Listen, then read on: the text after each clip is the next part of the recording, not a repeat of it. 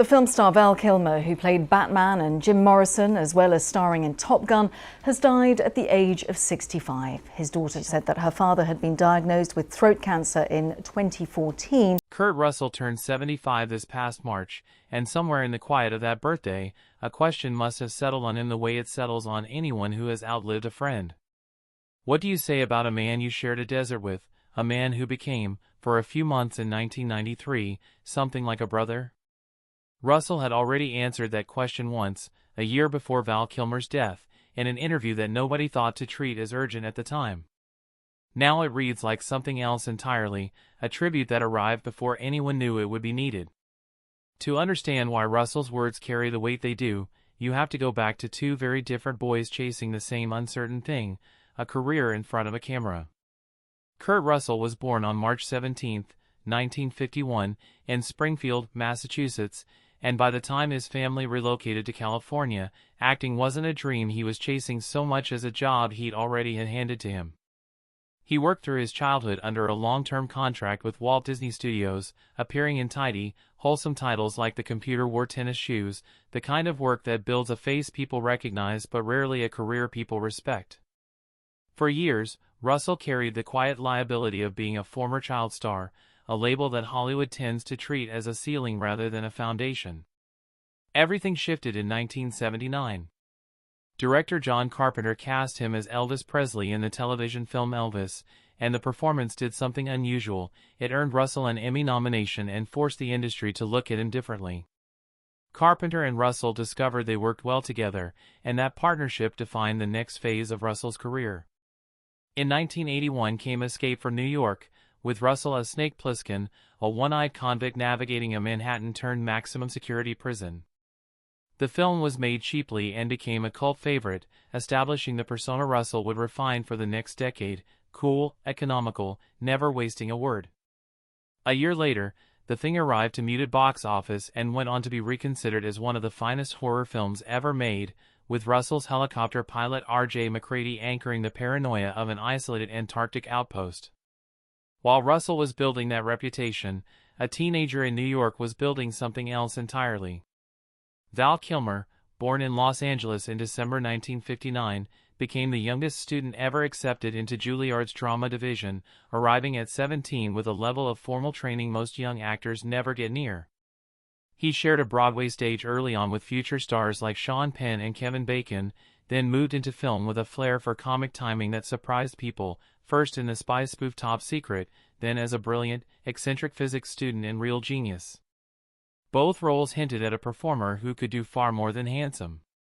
Kilmer's real breakthrough came in 1986 with Top Gun, where he played Lieutenant Tom Iceman Kazansky, the icy, disciplined foil to Tom Cruise's reckless Maverick. The film became one of the era's defining blockbusters, and Kilmer, almost by accident, became a star playing the guy who wasn't supposed to be the star. By the end of the 1980s, these were two actors operating in entirely different lanes: Russell the seasoned, dependable genre veteran, Kilmer the classically trained wildcard with a gift for control. Neither of them could have guessed that a tired, half-forgotten film genre was about to pull them into the same town. By the early 1990s, the Western had been left for dead by studio executives. The genre had spent most of the previous decade losing money and losing relevance, pushed aside by science fiction, action spectacles, and high-concept comedies.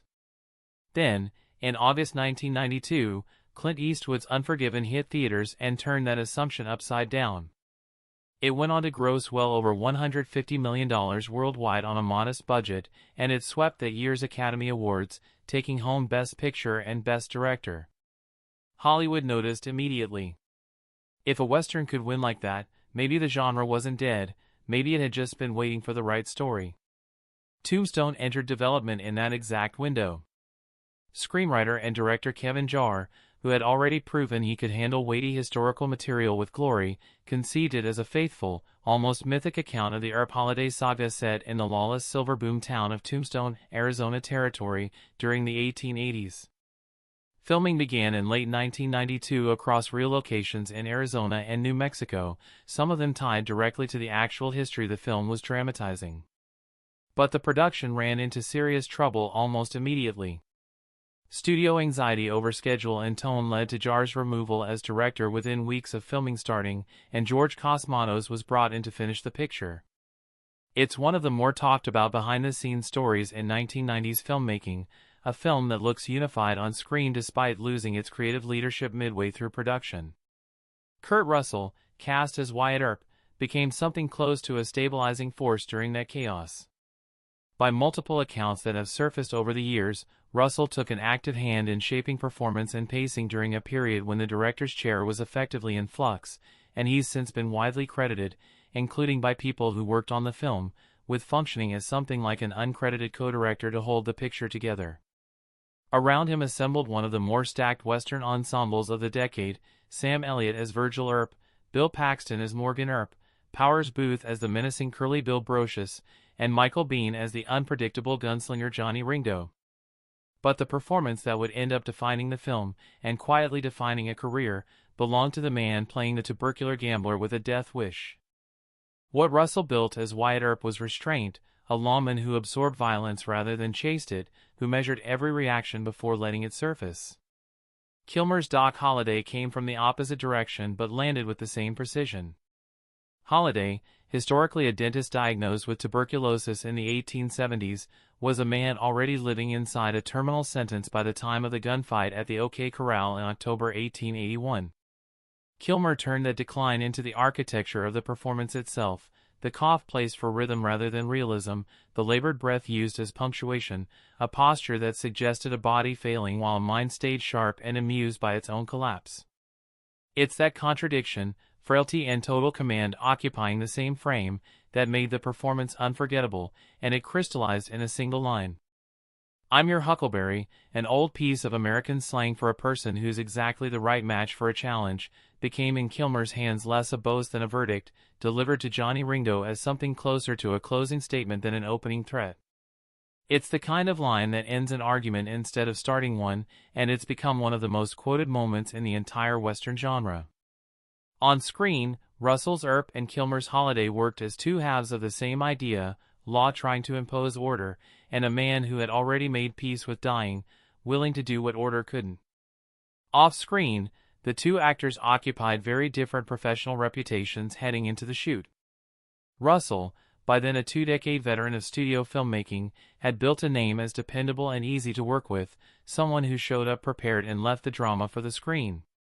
Kilmer's reputation, fairly or not, was already trending towards something more complicated, a deeply committed, sometimes difficult collaborator, a perception that would only deepen in the years following Tombstone during famously turbulent productions like The Island of Dr. Moreau.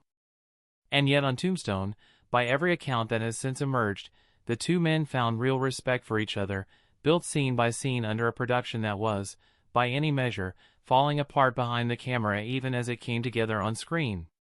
That mutual respect outlived the shoot. It outlived the decades that followed. And it eventually produced one of the more quietly remarkable stories either man ever told about the other. In January 2024, sitting down with GQ for a wide-ranging conversation about his career, Russell brought up a tradition that used to be common among actors finishing a long, grueling shoot together, trading gifts, not out of obligation, but as a way of marking the end of something. He'd clearly thought about what to give Kilmer. Russell had his driver track down pieces of Holliday's screen identity, the character's holster, his gun, his hat, even the chair that had carried Kilmer's name on the back during filming. The idea, as Russell described it, wasn't to hand over props. It was to freeze a moment, to give his friend something physical from the character that had defined him on that shoot. But what Russell actually decided to give Kilmer was something else again, a real burial plot at Boot Hill Graveyard in Tombstone, Arizona, the historic cemetery where many genuine figures of the Old West are buried. It's a strange gift on its face, but Russell's logic was simple. Holliday, the character Kilmer had spent months inhabiting, had spent the entire film making peace with death. The gift wasn't morbid so much as exact. What Russell didn't know was that Kilmer had been thinking along the same lines. When Russell presented his gift, Kilmer reportedly turned straight to his own driver and said, "Give it to me," because waiting for him was a plot of land Kilmer had purchased, overlooking that very same graveyard, and gifted to Russell. Two men, each trying to outdo the other's dark sense of humor, had landed on mirror images of the same idea. Russell later summed it up with a line that's been repeated in nearly every retrospective since: Doc Holliday was all about death, and Wyatt was all about life, and somehow, without either actor planning it, their gifts to one another proved it.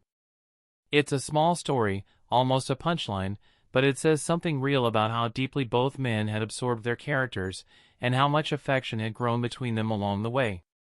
Kilmer, for his part, later wrote in his memoir that working alongside Russell had been one of the most meaningful experiences of his career, describing him in terms that left no doubt about the bond the shoot had created. By 2014, Kilmer had spent more than 2 decades building a career that depended on vocal precision, measured cadence, theatrical projection, the kind of control that comes from years of classical training. That year, he was diagnosed with throat cancer. As a lifelong Christian Scientist, a faith that generally emphasizes prayer and spiritual healing over conventional medicine, Kilmer initially resisted standard treatment, framing the diagnosis in spiritual terms rather than medical ones. It was largely concern from his children, who didn't share his faith, that ultimately persuaded him to pursue surgery, chemotherapy, and radiation alongside his prayer practice. The treatment worked against the cancer, but it came at a steep cost. A tracheotomy permanently altered his airway, and the radiation left lasting damage to his throat. Kilmer would later say plainly that the medical intervention caused him more day-to-day suffering than the disease itself had. For years, he kept much of this private, and when speculation about his health began circulating publicly, he often pushed back against it. It wasn't until later that he spoke more openly, describing in blunt, unsentimental terms how difficult it had become simply to talk and be understood. The damage to his voice didn't just change his health, it reshaped what kind of actor he could be. A career built on vocal command had to bend around a voice that could no longer reliably project.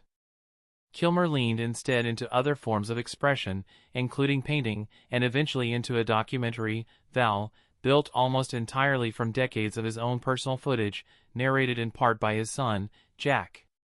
The film didn't treat the illness as a separate chapter tacked onto a finished career. It folded it into the whole story: Juilliard, Top Secret, Top Gun, The Doors, Tombstone, and everything that came after, illness included. In 2022, Kilmer returned to the role that had made him famous, reprising Iceman in Top Gun: Maverick nearly 4 decades after the original film. His dialogue was sparse, and technology was used to help reconstruct an approximation of his voice for parts of the scene. But the moment didn't read as a workaround. It read as closure: two old rivals, decades older, looking at each other one last time with nothing left to prove. When Russell spoke about Kilmer in that 2024 GQ interview, he wasn't delivering a eulogy. Kilmer was alive, working, and the conversation was framed as a career retrospective, a chance for Russell to look back on decades of films and the people who'd shaped them. That's part of what makes the interview land so differently now.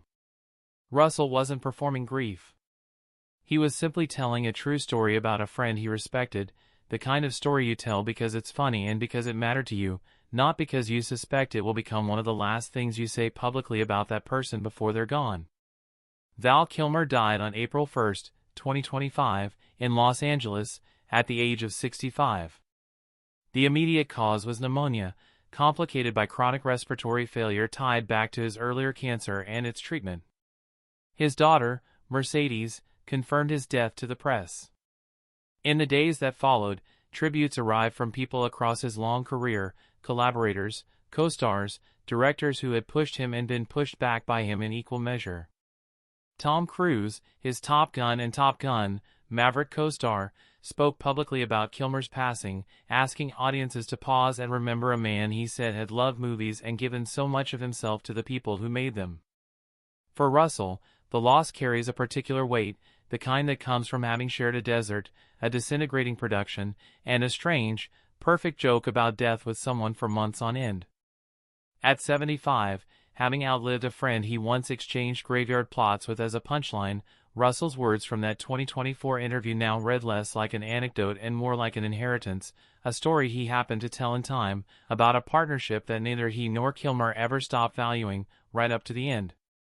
If you enjoyed this look back at one of Hollywood's most unexpected friendships, give the video a like, drop a comment with your favorite Kilmer or Russell performance, and subscribe so you don't miss what we cover next.